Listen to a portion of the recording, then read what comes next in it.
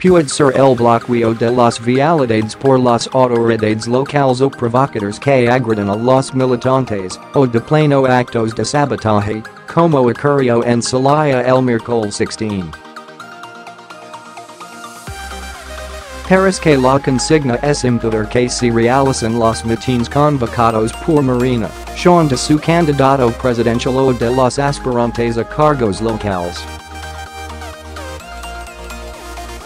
Donde el fenómeno suele ocurrir en sitios gobernados por el PAN o el PRD.Veracruz destaca en ese rubro, denuncia el candidato morenista al gobierno estatal, donde las agresiones se extienden, más allá de las concentraciones de campana, a los lugares que habitan los simpatizantes de López Obrador. Ciudad de México, proceso. Junto al templete de un acto de campana un grupo de personas empezó a valerse deprisa, gritando fuego, incendio, cuidado.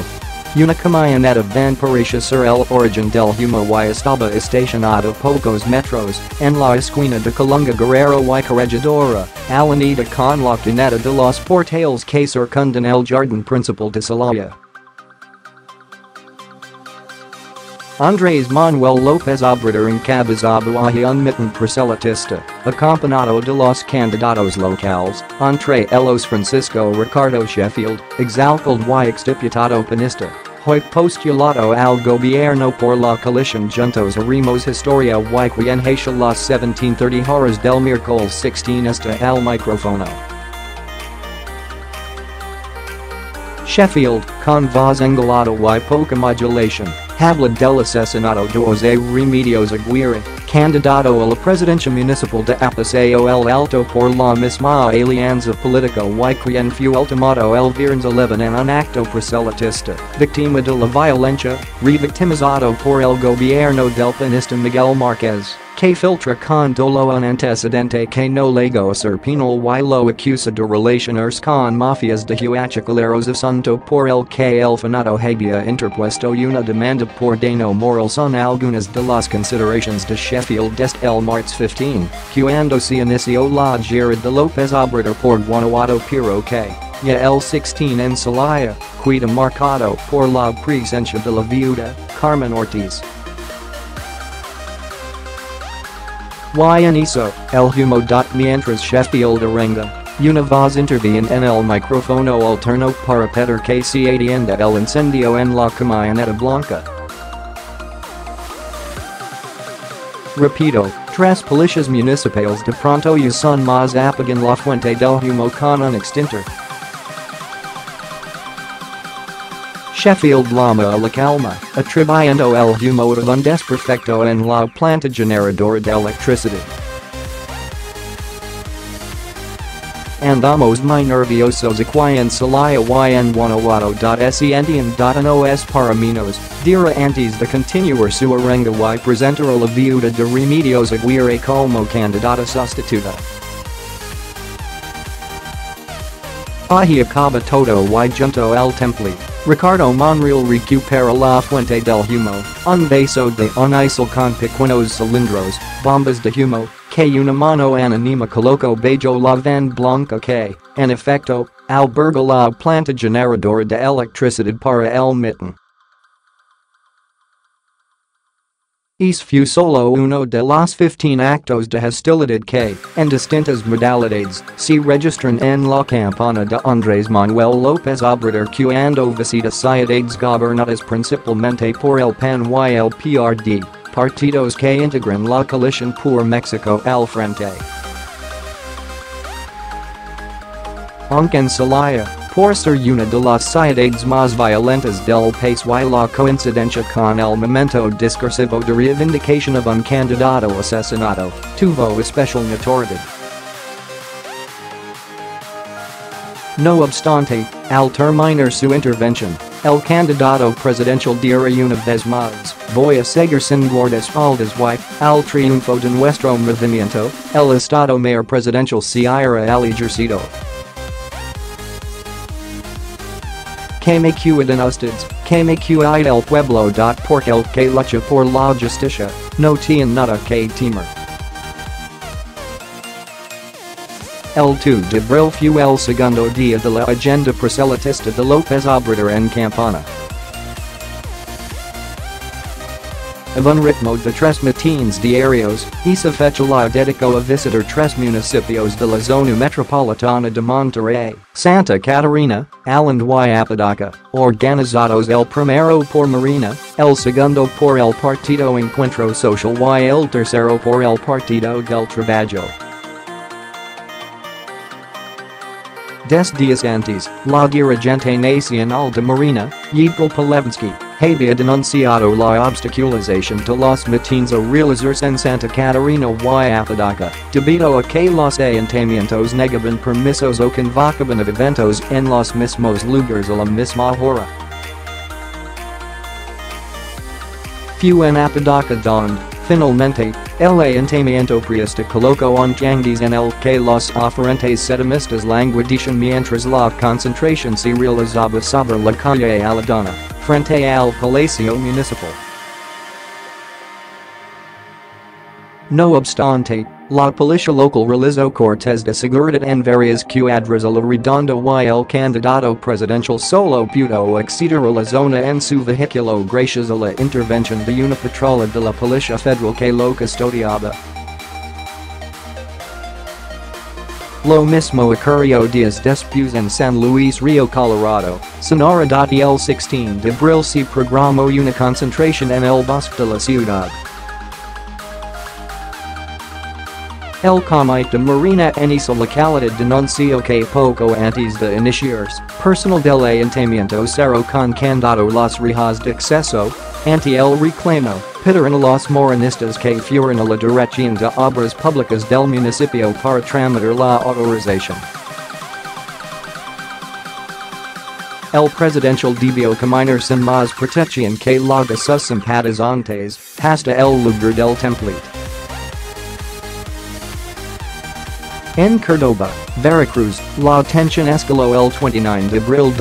Los vehículos que transportan el mobiliario logístico llegaron por la noche a la ciudad, pero ya los estaban esperando policías estatales y municipales que les impidieron el paso, con el argumento de que en la plaza principal habría un festival por el Día del Niño.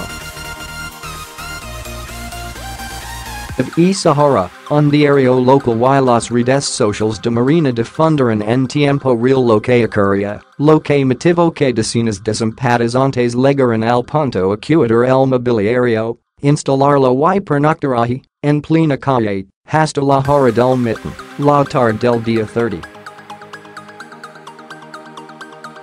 A partir de esta situación similares se fueron acumulando. En Ciudad Cerdán, Puebla, la negativa de permiso levo a instalar el templete en la vía pública, y justo al lado de un reparto de tunacos del pan, lo que aprovechó López Obrador para abundar en su discurso sobre la compra del voto y el reparto de dádivas con fines electorales.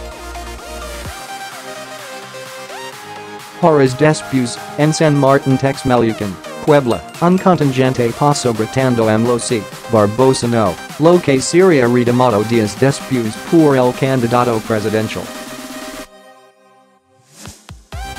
Luego, en Iztacalco, el miércoles 2, un mitin que se realizaría en la colonia agrícola oriental, barrio de la candidata al Senado Citlali Hernández.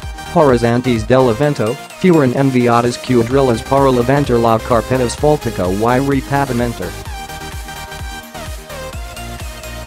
Ahí también, militantes de Morena pasaron la noche.Ese trata de una delegación parodista, donde la exdelegada Elizabeth Mateos es candidata otra vez a la demarcación, que actualmente encabeza su esposo, Carlos Estrada.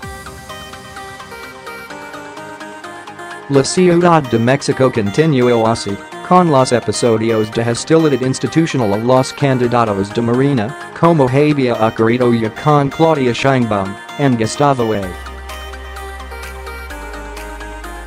Madero, el 12 de abril y luego de que el día 11 había cancelado un mitin en Coyoacán, donde había recibido agresiones de personal delegacional. El día 21, minutos antes de realizar un mitin en Gustavo A. Madero, se instaló un contingente gritando consignas en su contra, por lo que debió cancelar. Hasta entonces la hostilidad provenía de delegaciones con gobiernos surgidos del PRD, que fought en alianza con el PAN y Movimiento Ciudadano.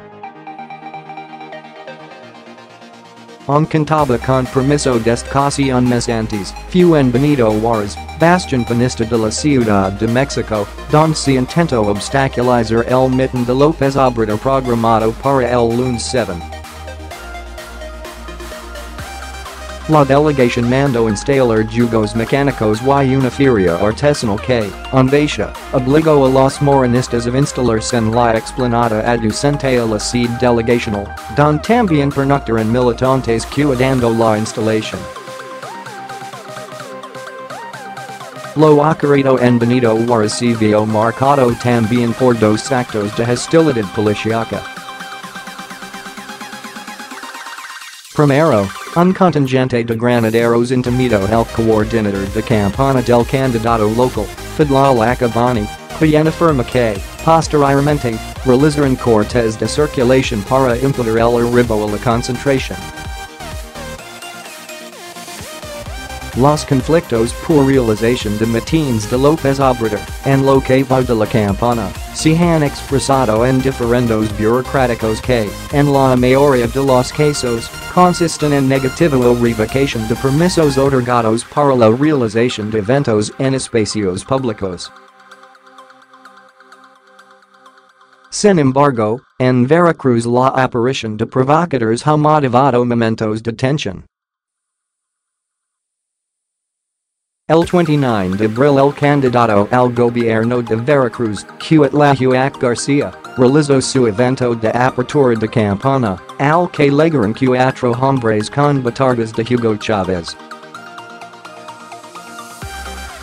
Simpatizantes del candidato los persiguieron, pero un grupo de policías custodió su salida. Al día siguiente, en Orizaba, durante el mitin de López Obrador, un grupo de mujeres se distribuyó en la plaza principal, portando cartulinas de agradecimiento por la amnistía diaria en libertad de un violador o de un asesino. Las mujeres escondían sus rostros y permanecían con las cartulinas en alto, mientras enviaban mensajes de texto en sus celulares. No quisieron responder cuestionamientos y, de pronto, abandonaron el lugar tras un breve jaloneo con los simpatizantes morenistas. La situación se repetiría en Córdoba horas más tarde y en Tantoyuca, 5 provocadores que se identificaban como reporteros, agredieron a organizadores del mitin del jueves 10 y terminaron a puñetazos, momentos después de que López Obrador subiera el templete. En el camino, una mujer se aproximó al tabasqueno.iba con la cabeza cubierta y gafas oscuras, cuando le entregó unos documentos que el tabasqueno pasó a su personal. Horas después esa mujer, que era evocadina protagonista de un video escándalo en el que recibía dinero difundió un video en el que entregaba un libro al candidato presidencial. Cuitláhuac García dice proceso que los actos de provocación ocurren a diario y responsabilizó al gobernador veracruzano Miguel Ángel Yunes Linares de enviar a los provocadores y evocadina. En la siguiente gira por Veracruz, López Obrador empezó a señalar el envío de provocadores en esta entidad y en Puebla. En cada mitin de esas entidades, el fundador de Morena ha señalado desde entonces a las familias que se quieren heredar el poder, en el caso de Veracruz, a Miguel Ángel Yunes, por ser candidato a la gubernatura a su hijo. En el de Puebla, por ser la esposa de Rafael Moreno Valle quien contiende por la gubernatura. Las arengas en ambas entidades, tanto de los candidatos locales como del presidencial, Han subido de tono en los señalamientos a los grupos políticos panistas, en ambos casos, formados en el PRI. Durante la más reciente gira por Veracruz, en Cosamaloapan, policías estatales realizaron registros fotográficos de López Obrador y las comitivas que lo acompañan. Incluso durante un incidente en el aeropuerto de Veracruz, la mañana del lunes 14, el mismo grupo de provocadores de Tentoyuca agredió a los reporteros que cubren las actividades de campaña, teniéndolos perfectamente ubicados. Cuitlahuac García afirma que si en un lugar del país puede haber violencia electoral en Veracruz, pues ha ido creciendo la hostilidad del gobernador Yunes contra Juntos Haremos Historia. Para ello, dice el candidato al gobierno, el mandatario estatal se ha aliado a viejos casacazgos, relacionados con grupos delictivos, que suelen aterrorizar comunidades apartadas conforme se acercan periodos electorales, al grado de que el secuestro y el abogado, usados como mecanismo de presión, crecen en cada proceso electoral. En entrevista por separado, la candidata al Senado en esa misma entidad, Rocío Nail, afirma que el gobernador está echando mano de todo tipo de recursos, desde uso de programas sociales hasta la violencia en los municipios gobernados por Morena. A los casos anteriores, se suma el envío de trabajadores del gobierno capitalino, durante la jornada del primer debate entre candidatos presidenciales el 22 de abril documentado por varios medios para protestar contra López Obrador en las inmediaciones del Palacio de Minería. Este reportaje se publicó el 20 de mayo de 2018 en la edición 2168 de la revista Proceso.